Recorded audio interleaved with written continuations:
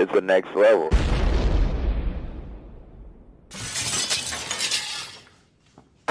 Is this the right time to go shopping? One, why not? And two, this is good news. What do you mean by that? Some are rated propofol, some other odds and ends I'll make a knockout bomb. Even for soups. Okay.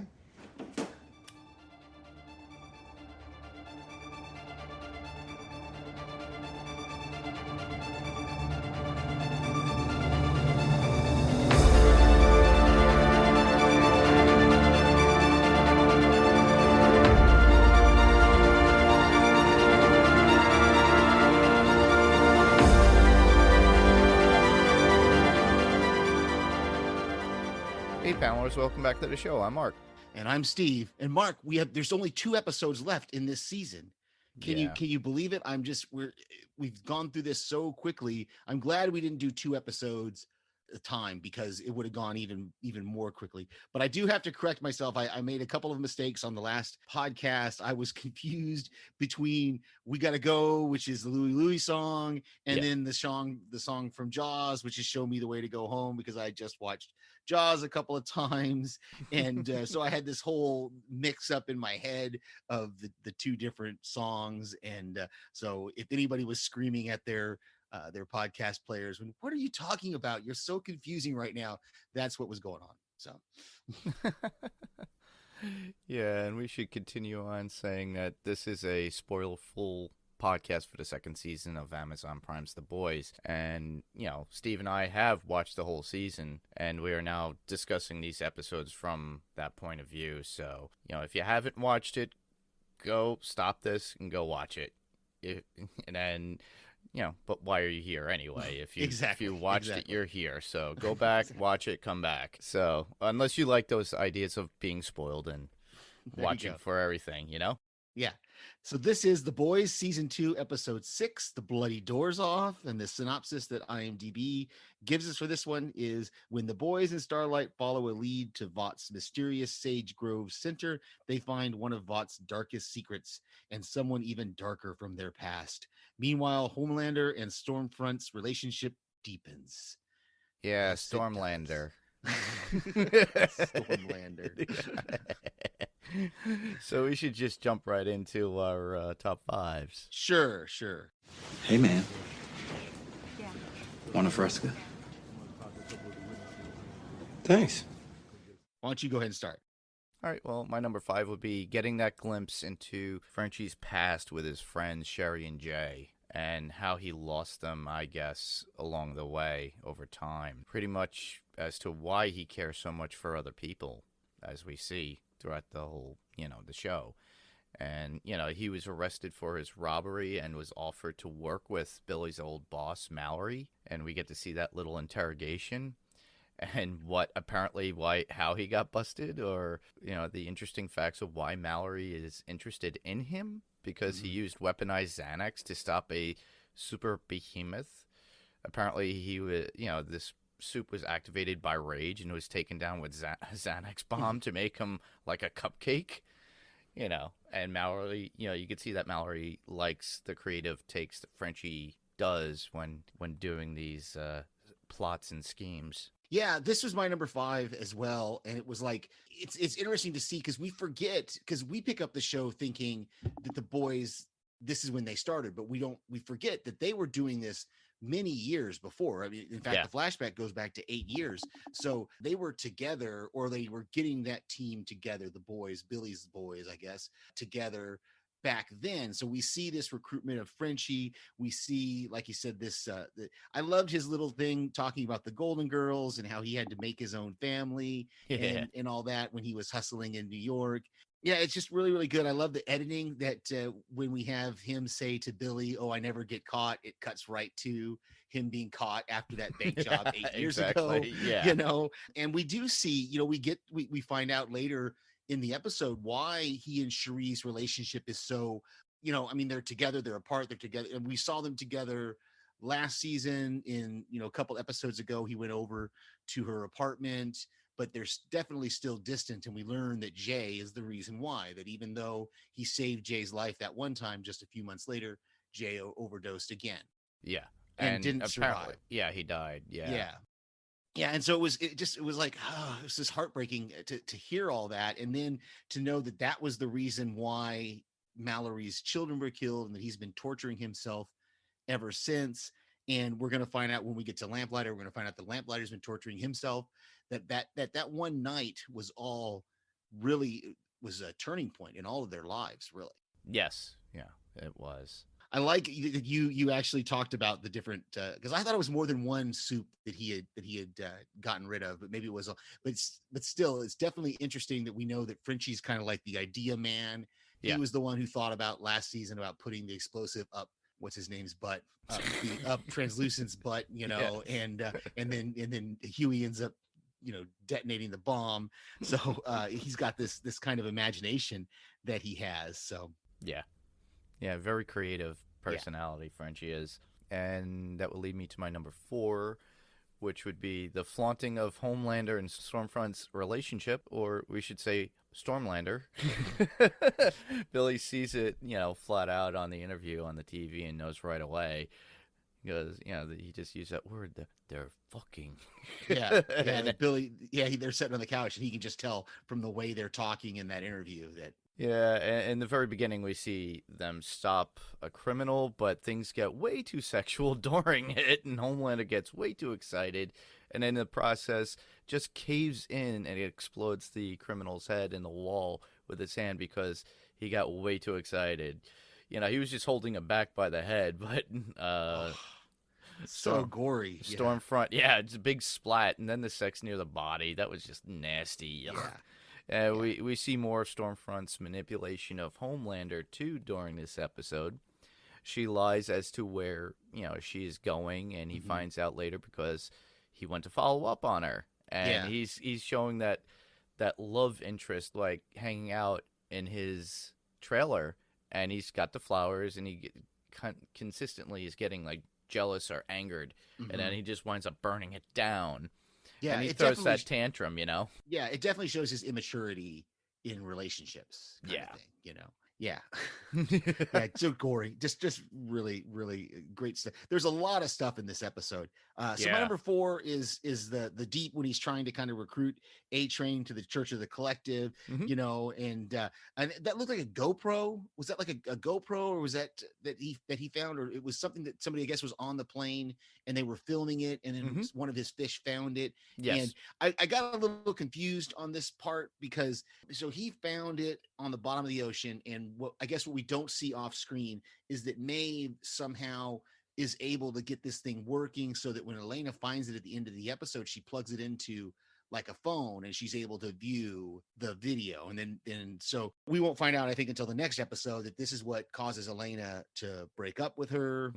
But she does tell her that, hey, I'm going to use this so that we can be together against Homelander, and so I don't remember. I know at the end of the season, she does threaten Homelander with releasing, but I don't remember if we saw them get back together. No, I don't remember that at all. And so if we get to the end and we see them together, we'll find that out. But then, of course, that whole scene in the church, I'm kind of combining 2 points with my number 4. Yes, yeah. But that whole truth exchange that he has, where he talked about how jealous he was of A-Train, and we get some more information at the church, because the church guy there knows all the stuff about A-Train, knows what's going on with his heart, knows that he's in debt and all this. And it's an interesting thing, again, looking at this scene from what we know at the end of the season. We know that Deep is still not going to be back in the 7, that A-Train is going to be the one who's able to get back into the 7, because they have to show. So it's kind of interesting, though, to see them kind of going back and forth here. Yeah, they're all messed up. Yeah. My number 3, well, that would be the asylum investigation with Annie and the boys. Billy sets his sights on her as she blasts a hole in the gate. He's got her in his gun sights. And, he's still torn with her in his trusts of any Soups at this point. And we see that later on in another scene. But he needs her for that job. he needs Right. her for Huey too, because we see that later on. Once inside, Frenchie and Mother's Milk will, they see all the soups that are imprisoned inside, and we see Lamplighter with Stormfront talking to that one patient, and then Lamplighter, just kills him, eliminates Yeah. him, and not giving Stormfront, because the patient didn't give Stormfront what she wanted, apparently. Yeah, And- he wanted to see his family, and she wasn't going to let him see his family. So Yeah, and this is where Stormfront flew off and lied to Homelander about, and that's where she went. yeah, it's a little confusing. The timeline in this episode is a little bit kind of confusing because we don't know exactly, because Homelander makes like she was gone quite a while, Mhm. but we don't know how well the Sage Center is got to be within driving distance. So I don't know. It was a little confusing to me, It that was. whole back and forth exchange, because he says he went to Vought headquarters and she wasn't there, but then he came back to the trailer and burned it down. Mhm. Or we're assuming that's why he came back to the trailer and then burned it down. And then sometime after that, they meet up again. So I don't know which time it was that she was at, because remember, she comes back to the Sage Center for the fight, and we'll talk about that a Yeah. little bit later. But when the people all break out, because number 3 was my one. Really, Yeah, also was the I have a little bit facility. more to add to it. Though. Yeah, go ahead. Yeah, Go ahead. we get to see the soups that are in prison there that that Stormfront's like trying to get all this information or testing on, I guess, Mhm. what they can do, and when they actually do break out, and Cindy just explodes the guard in the hallway with her mind and is immune to bullets. Apparently, we get to see that acid barfing dude, and he gets it on his own head and gets in his head just melts away. So I guess there are drawbacks of having an ability like that. Mhm. And then you get that tentacle stretchy penis dude. Mother Milk points it out when we saw how big his package was while looking at the monitor. Yeah, And that was just nasty too. yeah, it was- Yeah, it I was- love how like Mother's Milk is like, don't say it to Yeah, Frenchie. don't tell Billy, and yeah, that's it. Like I said, that was kind of my number 3 as well, is the facility. But I want to focus a little bit on, since you kind of already went through a lot of what I had, is just Karen Fukuhara, who's Mhm. playing Kamiko, the female. Yes. This episode, she does such a great job of communicating with her face and her eyes, just what she's feeling throughout the Mm. episode. We see that when they're when they first discover that Stormfront is there, and she kind of gets this look, and you can tell that she tenses up. Mhm. And then when she actually hears Stormfront's voice in the hallway, when she gets there after the fight, and Frenchie kind of grabs her hand, and we're seeing how this is going to develop now, and by the end of the season, we're going to see them kind of come to a relationship, some sort of relationship, because she starts Yeah. teaching him the sign language thing towards the end. So yeah, it was really, really cool. You talked about some of the soups in their different cells. I love that they're walking down the hallway and Lamplighter recognizes Frenchie on the gurney Mhm. there, and that's what kind of sets everything off, because then he tries to kill them and he releases Cindy, and Cindy gets out, but she can't really distinguish between the good guys and the bad guys. She says she doesn't like liars. You're all wearing the same uniform, so I'm just going to kill you all, kind of thing. But I love they give us this really cool misdirect that even other podcasts that were talking about the boys at the time were like, is she the one who killed Raynor? And so Yeah. suddenly we have this, they take us off in this other direction with the head popping soup, that we can that we start to get a little confusing. Yes. Yeah, uh, it would actually make it confusing in the sense that you would think it's not that person that we know Yeah. at the very end, and Right. you'd think, if you're just watching it episode by episode, the first thing you would think once you see her explode things, you're like, wait a minute, hold on. Yeah. Did they take her out of this facility just to do that? Just for this Or- one thing. Yeah. And that's where I think, looking back on it now, it shouldn't have been it shouldn't have been a good misdirect, but it was, because that should have been our big takeaway was, wait a minute, why would she have done something for them earlier in the season if now she's escaping? So I now looking back on it, I go, man, we shouldn't have been misled by that, but most of us were. Yeah. Stormfront kills a bunch. She says she killed 6, I think, of their subjects. They don't know how many actually escaped. Mhm. Billy shoots the guy. So I guess I guess we get confirmation there that not all soups are bulletproof. Like Yeah. some of them are, some of them aren't. You know, Annie, and you mentioned that thing about Butcher putting the scope on Annie's head. Yes. Because she mentions earlier in that scene that he shot her with a 50 caliber bullet in the chest and it Mhm. didn't stop her. So we see him briefly put that sight on her head, Mhm. wondering if maybe a 50 caliber bullet to the head will Would stop do you. something. Yeah. Well, we also saw what was the last episode when Frenchie takes out the tracking device in her and how they had to get it out. It was pretty hard. And That was tough. that was this episode. That was Oh, the okay. very beginning of this episode. Yeah, because he has that yeah. he has that little drill thing. I'm getting confused. Yeah. Sorry, it's because we had such a break here, but that's my fault. But No, it's okay. I don't know what kind of blade that was, but I remember she says, "Will it penetrate my skin?" And he says, "Well, if this won't do it, nothing will." So I don't know what kind of blade that was, but he Might have was been able a to, diamond cutting bit or something. yeah, something like that. And then he is, and that was kind of gruesome too, because the blood kind of explodes up on Huey's face, and he's trying. And I guess they're lucky that the thing wasn't too further deep in her skin, because he was digging around in there for a while to get that thing out. Thank God it was close to the skin. To the surface. Yeah, that's kind of what I was thinking. And it wasn't like in a worse place, like if it had been in her neck or something, like near the carotid artery.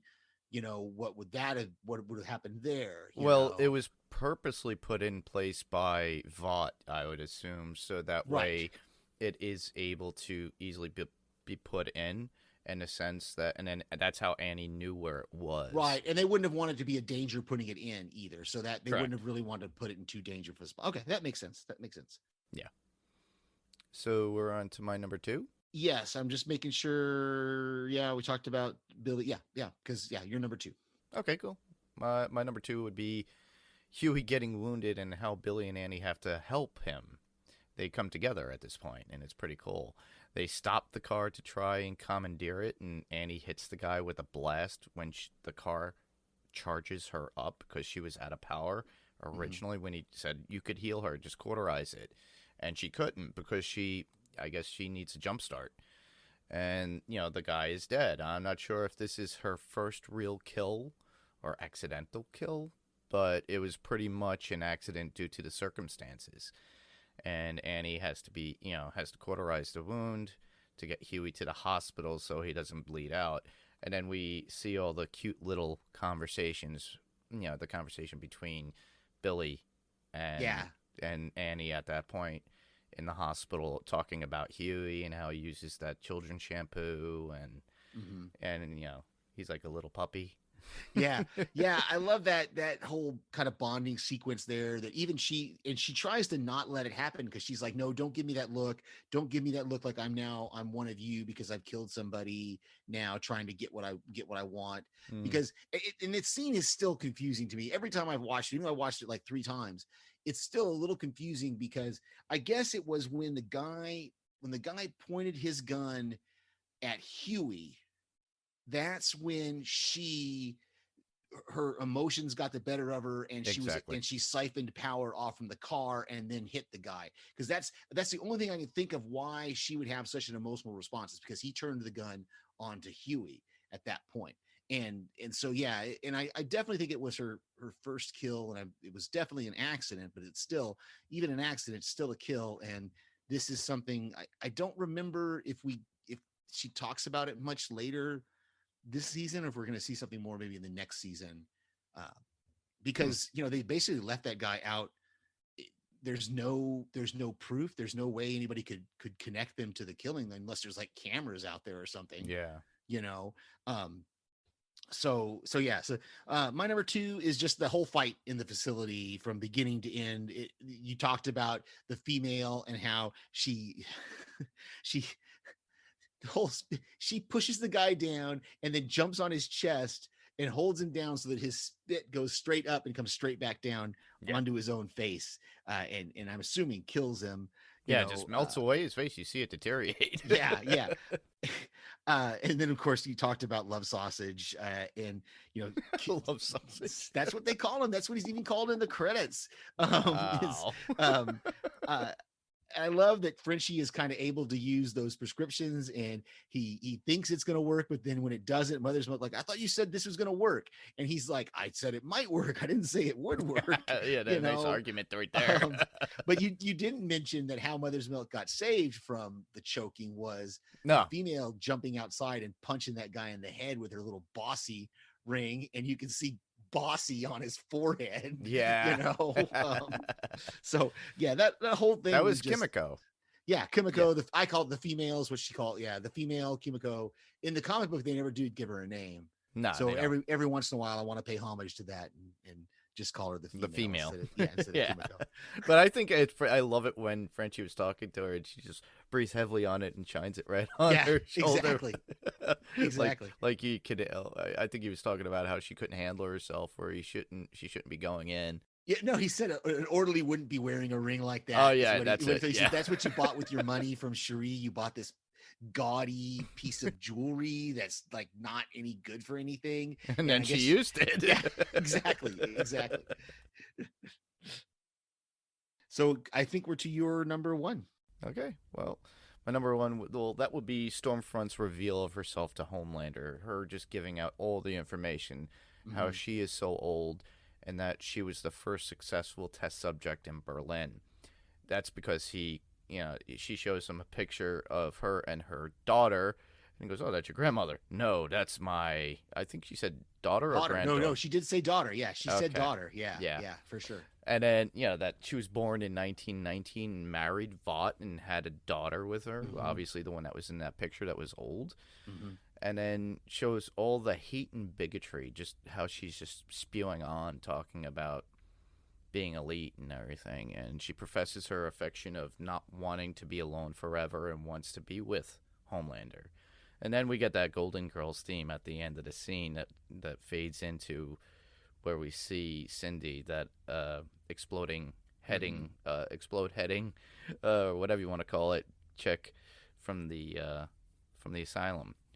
Which Yeah. takes us back to Frenchie talking about the Golden Girls. If you think Mhm. about it, it all comes back to that. It was kind of a foreshadowing that we were Yeah. going to get to hear that theme music. Yeah, this was my number one as well, was just Stormfront. And I remember from when TV Podcast Industries covered this, that there's as the camera is ticking over that box of mementos that she has, there's a knife in that box. And I remember one of their listeners said that was a knife for not the young Nazis, for Hitler or something like that. That's what that is a representative of or symbolic of.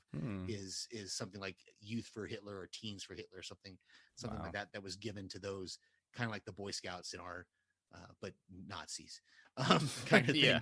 Yeah. So it makes it interesting that even as Homelander is hearing this, and he should be putting it together. I mean, he's a smart enough guy to understand that she's basically telling him that she was a Nazi, or she was with the Nazis and they came to America.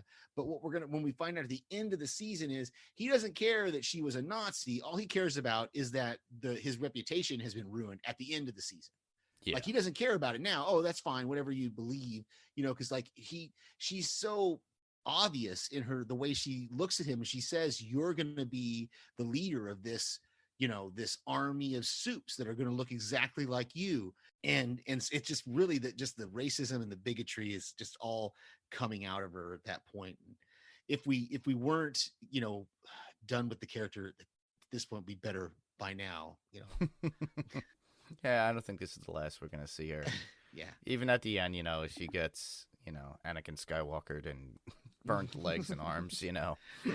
I think TV Podcast Industries actually mentioned that too in their Yes. their I think they did. podcast. I remember hearing one of the guys say it, and I laughed like, I mentioned that.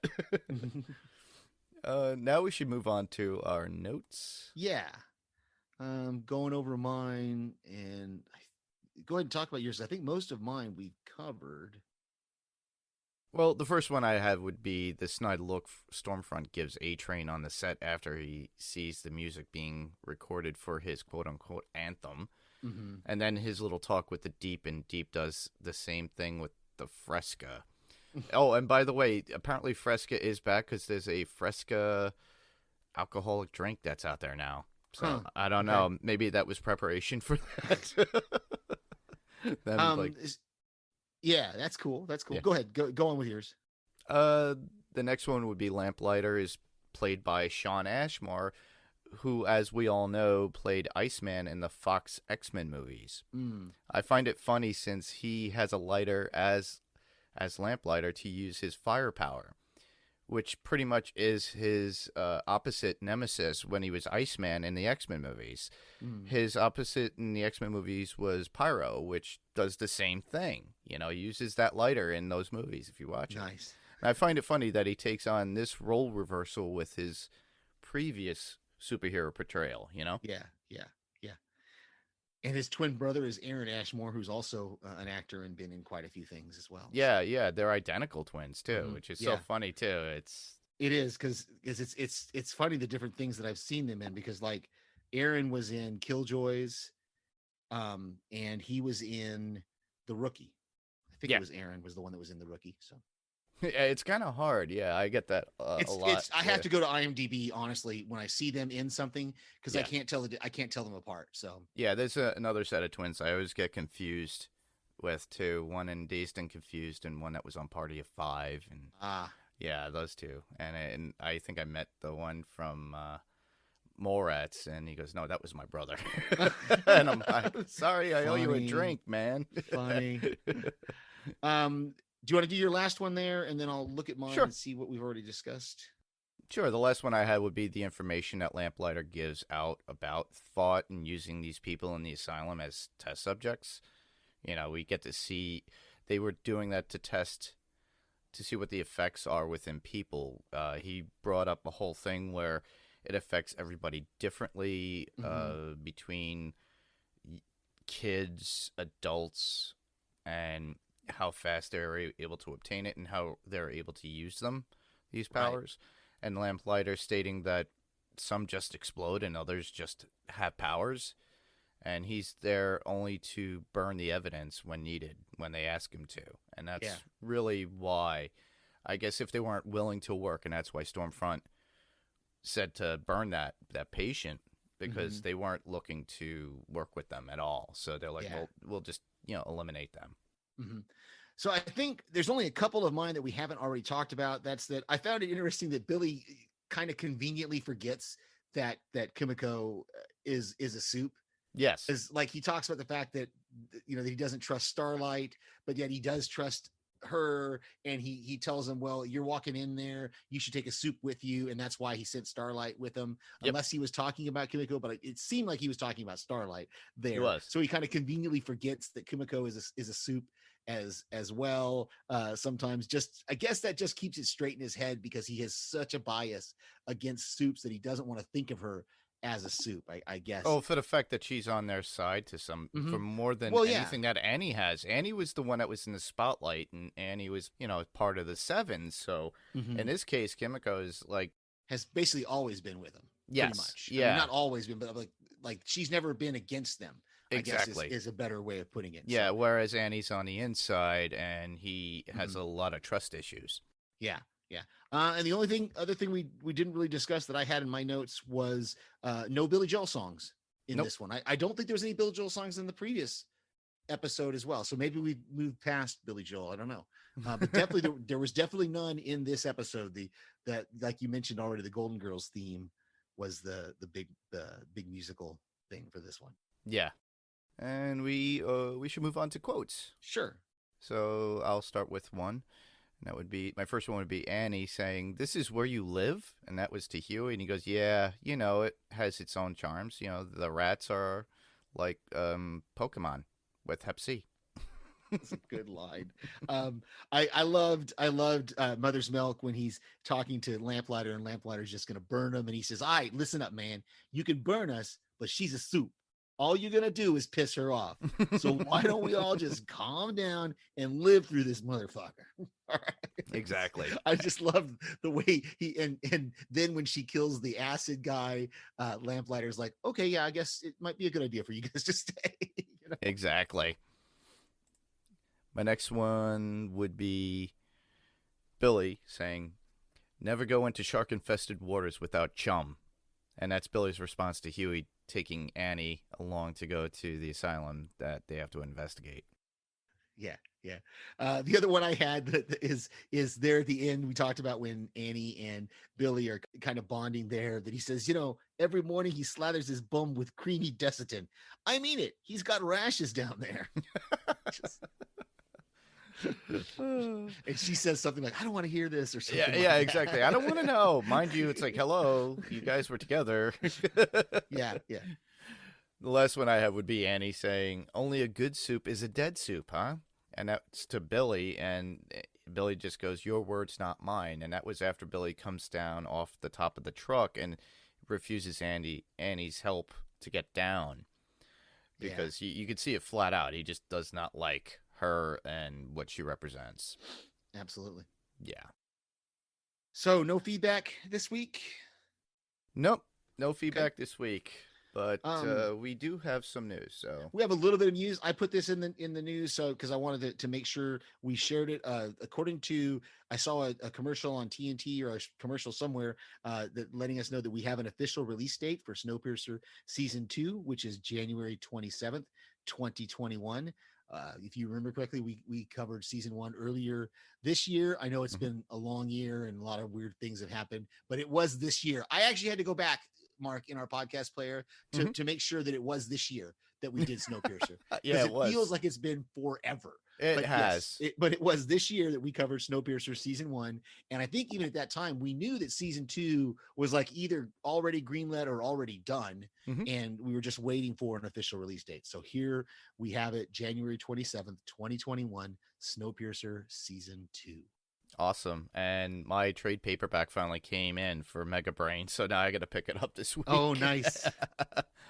And to add on to a little bit more news, well, if you guys know, and Steve, you mentioned it, how it feels like it's a longer, now we have The Mandalorian, it's back. Yes, it didn't really feel like a year at that point, but this came out in October. Now, obviously, it's October, it started in October again. So it didn't really feel like a year at this point. I'm like, wow, that was kind of fast. But then again, we watched and covered shows like months ago, and it feels like a year ago. Yeah. It's kind of weird and strange. But this week's episode was amazing because we got the wonderful Katie Sackhoff on the episode as Bo-Katan. So cool. That red hair, that short red hair. Exactly. Hope it's not spoiling it for anybody. And what they bring up within the episode is amazing, too, because the way she kind of makes Mando look and his sect of Mandalorians is that they're almost like a cult. I love that. I love that he didn't realize that he was raised by a cult faction of the Mandalorians. But she actually respects it, and he keeps his helmet on. They're able to take their helmets off, which is pretty cool. Yeah, I thought that was really great. I wish I had mentioned that in my voicemail to to House Podcastica, but I didn't. It was just that they still respected him, even though they say it's like a weird cult or religious cult, but they still respected it. None of them were like trying to get him to take it off or anything like that. So. Yeah, and it was one of my favorite episodes of the season so far. Oh, for sure. And on top of that, at least he trained Baby Yoda not to eat the eggs. That was controversial over the last episode previous. Yeah. So we should move on to podcast recommendations. Absolutely. The only one I have is it came up on my feed this morning, is that Lost, that we have to go back, Lost Revisited, a joint podcast between House Podcastica and Next Level Podcast Network. This network is back. They're covering Lost season 4, and Kristen and Ben do a great job. I can't wait to listen to that one. Awesome. I got a few, but the first one I'll talk about is Jason and his friends on House Podcast with their coverage of The Mandalorian season 2. So you'll hear Steve's voicemail as well as mine regarding our feedback from this past episode that we just mentioned. So check that out. Also check out Jason and Lucy, or Guess. I don't know what he's doing right now for Walking Dead cast, but they're covering both World Beyond and Fear the Walking Dead for this new season. So Absolutely. The first season of World Beyond and the 6th season of Fear the Walking Dead. Lastly would be Run for Your Lives with Daphne and Paige, and by the time you get this, their newest episode will be up, and they do Jurassic Park Lost World, which Oh my I goodness, sent Mark. some feedback Mark, on. The Lost World, Jurassic Park. Oh, sorry, I got it backwards. I'm just kidding, man. It is The Lost World, Jurassic Park, but I'm just kidding. When I heard you say it, I just listened to the podcast as well. They do a great job covering the movie, and it's a great listen if you do. I just finished listening to it a few minutes ago. Oh, cool. Awesome. So, yeah, that's it for recommendations, but tell For listeners where feedback they, and other things for this show, if you're listening to us you should be listening to us on just about any of your podcast player of choice. If you can give us a review, please give us a review. If we have a way of reading that, we will definitely give you a shout out here on this podcast.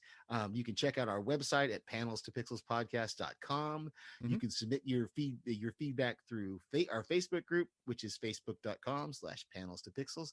You can send us an email at panelstopixels1@gmail.com. That's panelstopixels1, the TO spelled out right in the middle, the number 1 @gmail.com. If you want to send us an old fashioned voice message over the phone, hey, some people still use their phones to leave messages. Yep. You can do that at 845-350-2095.